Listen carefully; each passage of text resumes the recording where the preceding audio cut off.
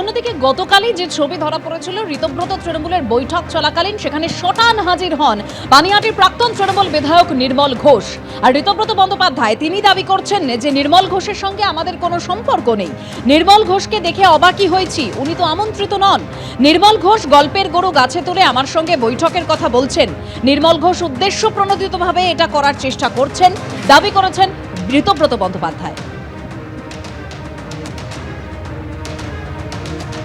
কেউ যদি এসে দাবি করেন, আমার শুধু ওনাকে বলার যে আপনাকে কে ডেকেছে প্রমাণ দিতে হবে না, নাম বলুন, আর কোন ফোন থেকে ফোন গেছে আপনার কাছে সেটা বলে দিন, বা যে মেসেজ আপনি পেয়েছেন যার ভিত্তিতে এসেছেন সেটা বলে দিন, লাউড অ্যান্ড ক্লিয়ার। আমার শুধু বলার যে দেখুন, আমরা তো একটা পরিকল্পনা নিয়ে চলছি।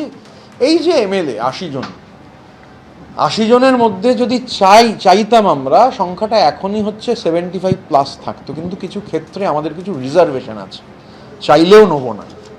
তো স্বাভাবিকভাবে নির্মল ঘোষের ক্ষেত্রে রিজার্ভেশন আছে। নির্মল ঘোষ আমাদের স্কিম অফ থিংসের দূর দূরান্ত পর্যন্ত কোনো সম্পর্ক নেই। সেই জন্যেই কাল মনে হয়েছিল ব্যাপারটা ক্লিয়ার করে দেওয়া দরকার।